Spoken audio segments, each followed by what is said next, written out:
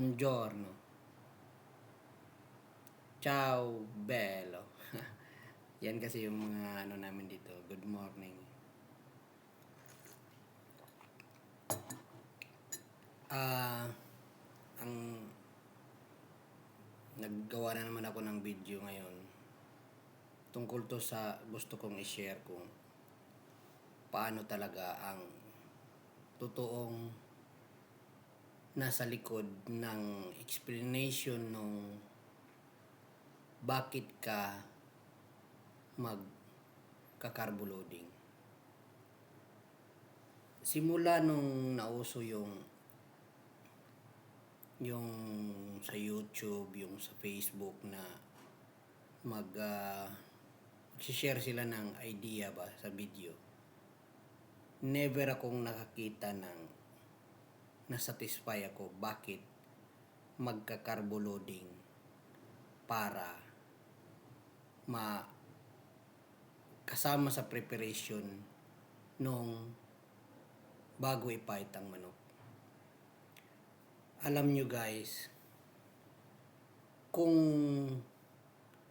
ang idea kasi kung gagawa ka ng kahit sa trabaho, pag meron kang gagawin na hindi mo alam kung ano yung tama at saka ano yung mali, ang pag gagawin mo yun, hindi mo alam yun, yung tama at saka mali, para kang nanghuhulay. Parehas lang din yun, yung mga nakita ko na nagsishare ng video tungkol sa carbo loading. Na,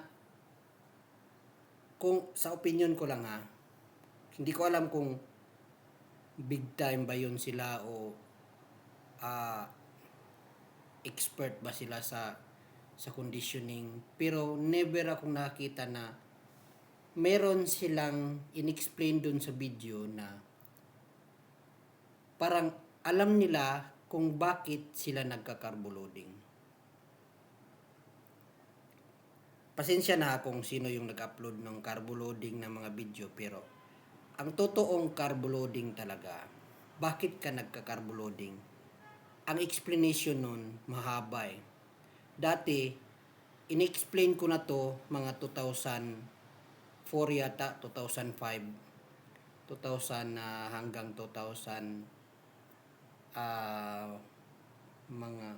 hindi pala, 1996 hanggang 2004. In-explain ko na to doon sa mga tropa ko doon sa barangay. Ang audience ko dati, mga tropa ko lang mag-standby dun sa Manukan. Sila lang, hindi nga nila alam kung ano yung mga ini-explain ko dahil siyempre hindi naman sila din sa parang aware sa carbo loading. Pero i-explain ko sa inyo guys share ko to. Pagkatapos kong ma-explain to, magpapasalamat kayo na nanood kayo sa video ko. Grabe. Never ko tong shinare sa dati dahil siyempre ginawa ko tong siguro ang magkukonek lang doon sa explanation ko siguro yung mga Amerikano, yung mga ibang level na siguro na nakaintindi, yung mga masyadong technical na ng mga tao. Dahil guys, alam nyo, ang pagka-carbo loading, ang pinaka explanation nun, dahil literally ang explanation nga nakita siguro ng iba, carbohydrates loading, at saka dun lang sa nakita ko dahil ang carbo loading totoo yun, magka-carbohydrates loading kayo, pero ang ginawa nila, shinare lang nila kung ano yung mga mixing nila ng kuan. Parang ang idea, nagsishare ka lang din ng ano yung paano ka magmi-mix ng patoka. Ganun lang. Hindi mo shinare kung bakit ka nag-carbo loading, ano ang purpose mo, ano ang target mo. Ganito. Now, ang ang carbo loading, pinaka-target mo dun, makukuha mo ang pinaka-highest na maiipon mo dun sa manok na tinatawag natin na calories. Ang calories, siya yung unit measure ng energy. Ang carbohydrates, guys, ang unit measure ng carbohydrates per grams. Ang per grams ng carbohydrates, maraming carbohydrates mabigas, tinapay, o anong mga carbohydrates na alam nyo, mga pasta, mayroon silang certain content ng calories. Now, yung calories mismo, doon natin kinukuha ang energy. Dahil ang energy, guys, yun yung unit ng energy ay calories. Ngayon, ang calories, yun yung ipipik natin dun sa mga manok natin para kung ano yung pinaka-highest na maibigay mo sa manok, dahil nga nagka-carbo loading ka Kung nagmi-mix ka lang ng pagkain pero hindi mo alam ano ang content nun, parang nagsishare ka lang din ng kung ano yung mixing ko ng patoka dahil makulay o siguro ito yung narinig ko, ito yung nakita ko, ito yung nadiskusan namin sa mga kasamahan ko na mahilig sa manok, kinukulikta lang nila. Pero hindi nila alam. Hindi nila ni-research. Therefore, wala kang magiging target. Dapat, ang ginagawa mo pag magka-carbo loading ka, nire-research mo kung ano yung pinaka-highest calorie na pagkain. Now, ang pinaka-highest na calorie na pagkain ay fats. Pangalawa ay carbohydrates. Ngayon, napakarami ang carbohydrates. Minsan hindi pwede sa manok, minsan pwede sa manok. Pero, ang lahat ng pwede sa manok, pwede mong mabili. Pwede mong idagdag. Ngayon, dati kasi kinumpute ko yun I-ratio mo ang pagkain ng tao doon sa ratio ng manok. Dahil, dapat, kung sa tao at saka sa manok, parehas ang ginawa kong ratio na. Kung ang tao ay makaproduce yan ng 300 grams na pagkain every meal, ang ma-provide niya sa buong araw, every meal ay dapat magiging 1,700 calories.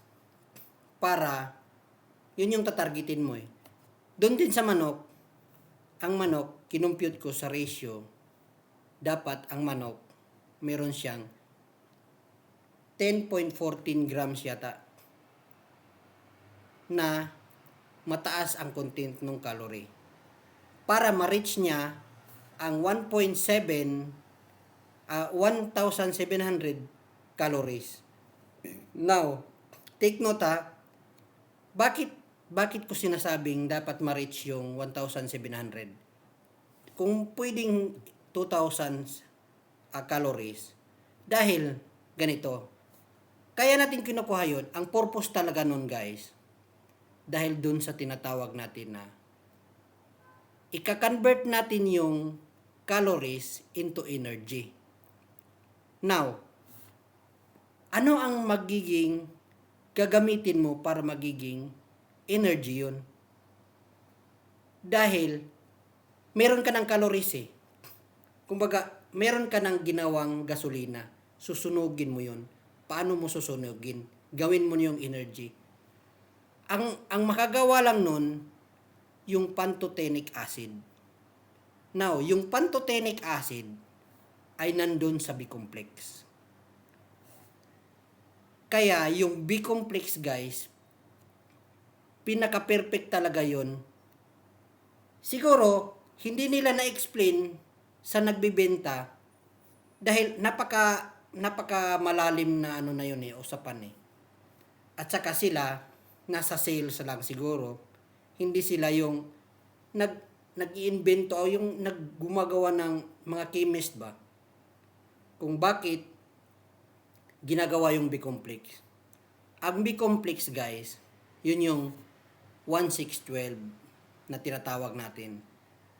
Pero ang buong B-complex talaga, nandun yung B1, thiamine, B2, riboflavin, B6, B5, pantotenic acid. Yun yung sinasabi ko.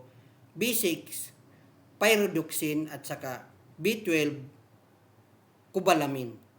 Ngayon, nandun din yung folic acid, nandun din yung kalimutan ko yung isa. Pero yun yung B-complex. Ang B-complex, all-in-one, nandun ang kailangan mo sa manok. Ngayon, ang required kasi kaya ko, kina-convert yung 2,000, halimbawa, 1,700 or 1,800 calories, since na mag-i-inject ka ng B-complex, kaya para maano yung ika-convert mo ng energy yung 1,750 calories na naipon dun sa carbo loading mo. Ngayon, kaya dun ko ni-reach yun dahil may ang pinaka maximum na susunugin na ika-convert dahil 0.5, kinumpute ko yun yung 0.5, yun yung marireach na magiging conversion. Sakto doon sa 1,750 na normally na recommended na 0.5 ml na B-complex na i-inject doon sa manok para magiging super saiyan yung manok mo. Now, actually, pag ma-convert yun, nagiging energy na siya. Pero, hindi pa tayo hanggang dun lang. Kailangan natin since na nandun na yung energy sa manok mo, dahil mayroon na siyang energy, dala-dala, 1,750 na energy. Dahil na-convert na eh. Since na yung energy na yon, meron pa tayong isang gagamitin para magiging power yun siya. Hindi yun siya, nandun lang yun eh. Parang kung gasolina pa, nandun lang sa tangke ng gasolina. Kailangan natin ng energy releaser. Now,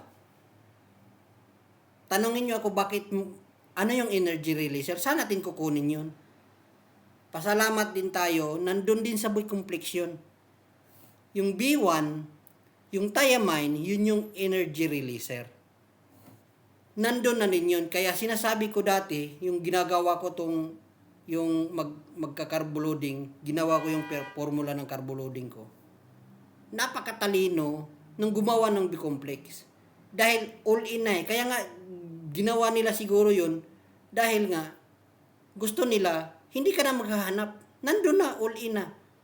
Isang B-complex siya, wala ka nang hahanapin. Pag nandun, pag ma-inject mo yun, yung kinonvert mong energy, plus nandun yung thiamine na B1 na energy releaser, pag nandun na yun, kaya yung pag magbibitaw ako ng manok, hindi ko talaga pinapapagalitan ko yung magpa-heater na wag ilapit ang manok sa pag magkakahig kami dahil ayaw kong ma-release yung energy nandun sa manok eh.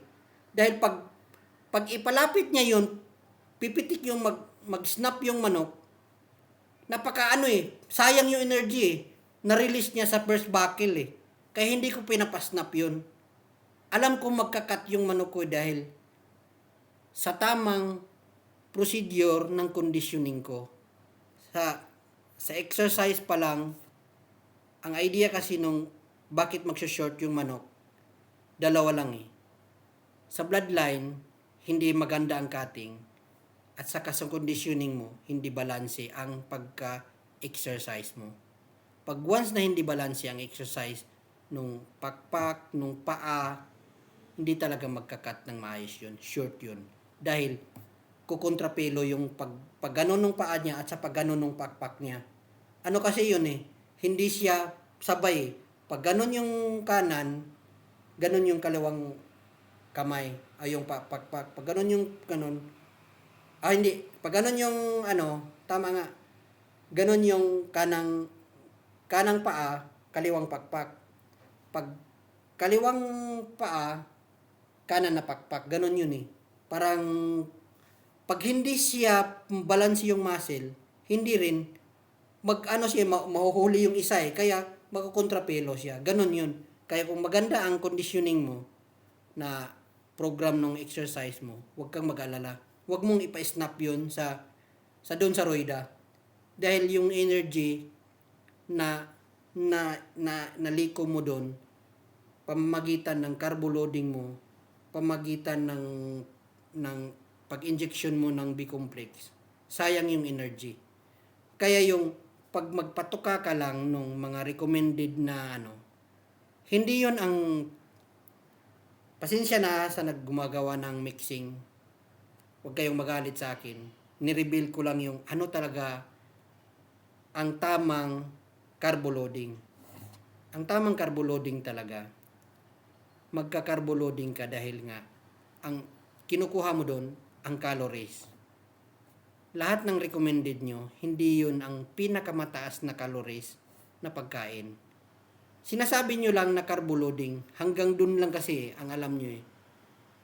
Carbohydrates loading. Since na alam nyo na carbohydrates to, siguro maganda ang kulay, maganda to tingnan sa manok.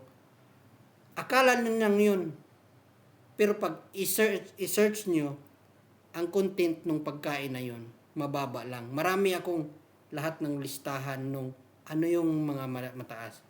Sabihin ko na dito, ang number 1 talaga ay nuts. Pangalawa, sunod-sunod na yun, yung mga sunflower, yung mga kahit yung mga oats. Ang ginagawa ko kasi, tinapay ang minimix ko doon sa oats. Na sinasabi ko sa inyo na 10.5 grams doon sa pagkain na ihahalo mo.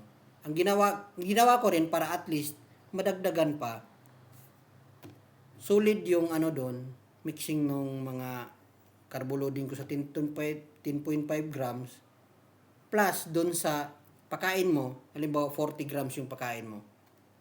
Di ngayon, magiging 40 grams na yung pagkain mo. Hinihiwalay ko yun pa-snack, tinapay. Ang tinapay, guys, napakataas nung content, nung energy doon. Isipin nyo, guys, si Manny Pacquiao, na napanood ko dati sa interview, kaya na-confirm ko na kaya pala talaga maganda yung makukuha ko yung Super Saiyan 4 sa manok. Dahil nga, dun sa nagka-carbo loading ako ng tinapay, 4 days, carbo loading na yan. Pag magpa-ilaw ako sa gabi, pag ako sa tanghali, magpapa-snack ako ng tinapay. Tapos, na-confirm ko yan na ang kinakain nung malapit na ang laban, carbo loading din siguro nila, tinapay. Sa Biblia, guys, tumawid ang mga tao dun sa disyerto. Sa panahon siguro yun ni Moses, ang baon nila, tinapay.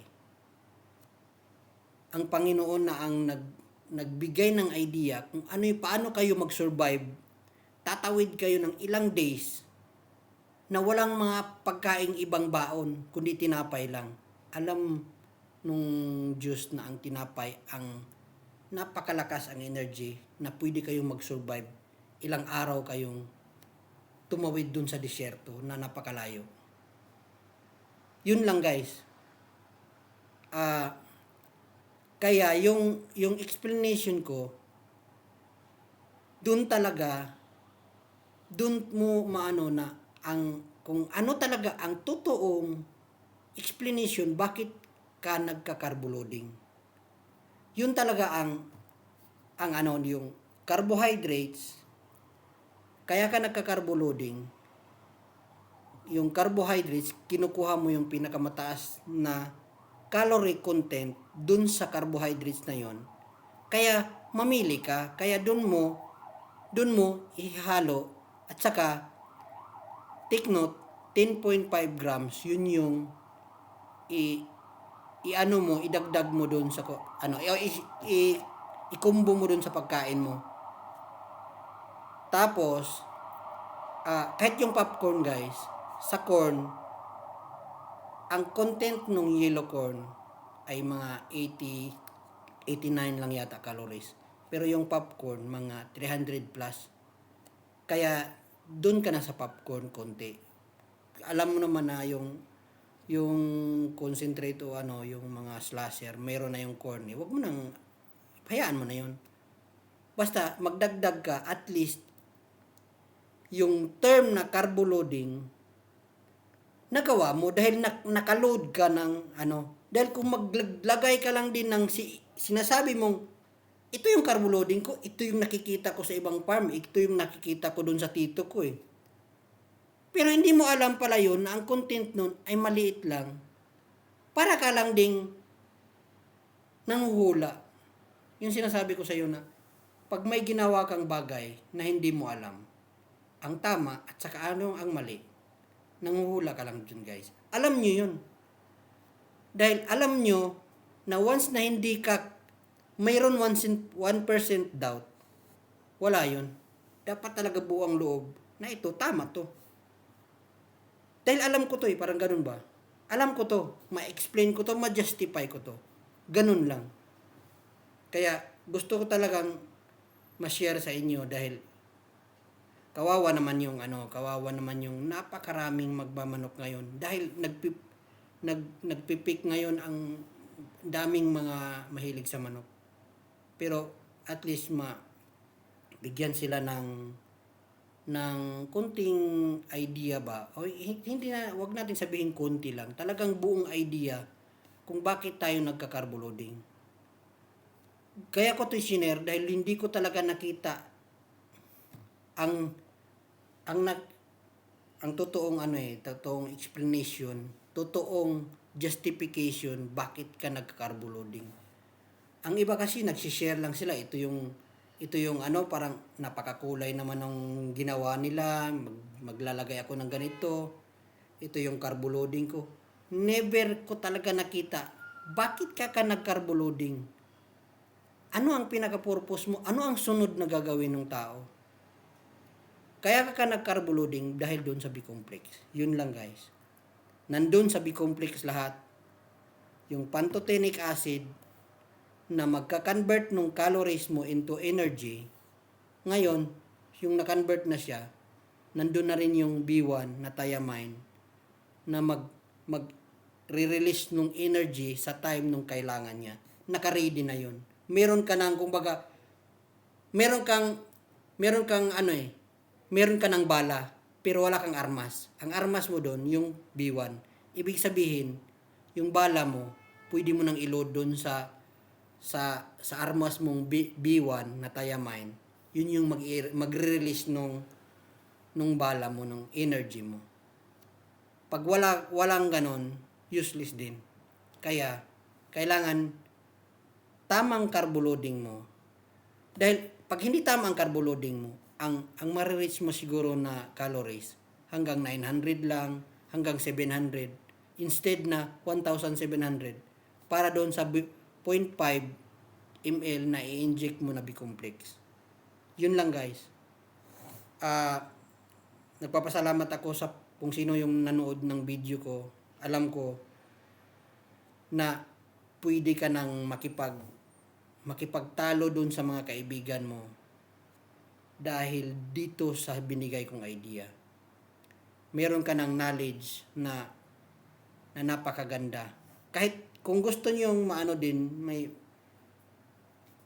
may idea kayo, tingnan niyo rin yung isang video ko Pangalawang video ko pa lang to sa manok eh. Basta guys, ang dami kong gustong i-share. Sa next video siguro, lahat tungkol sa manok. I-share ko sa inyo. Mag-abang lang kayo. Mag-subscribe kayo para at least masundan nyo yung mga napaka kong idea, napaka magandang idea na na precise kong ma-explain sa inyo na marami kayong matutunan. At least man lang ma-share ko sa mga kababayan natin sa lahat ng kailangang para bang may hanging ba, may kulang sa knowledge ko, parang ganun. Para wala ka ng doubt, ito tama to. Ganun lang guys. Magandang araw at saka mabuhay ang sabongero. Salamat guys. Paki-subscribe na lang din para at least ma-share ko sa inyo ng marami ang mga natutunan ko sa manok. Salamat guys. Have a nice day. Mabuhay ang sabongero. Bye-bye. Ciao.